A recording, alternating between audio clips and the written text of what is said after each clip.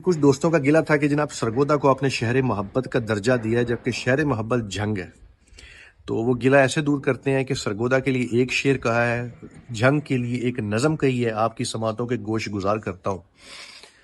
जंग मेरा सोना शार, जंग मेरा सोना शार जेड़ा इश्क दी राह है। जंग मेरा सोना शार जेड़ा इश्क दी राह है। अज कल दी यूथ को सजनों ए मैडी सलाह है। मोहतात रहो दिल थाम रखो, तुसी वगदा चना ए मला है। जंग मेरा सोना शार जेड़ा इश्क दी राह है।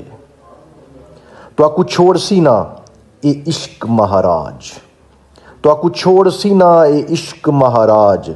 रंग देसी ए विच अपने रंगे, खिड़ खिड़ हसदा बन वैसे मलांगे। जेड़ा इश्क दी राह है मेरा सोना शार जंगे जंगे।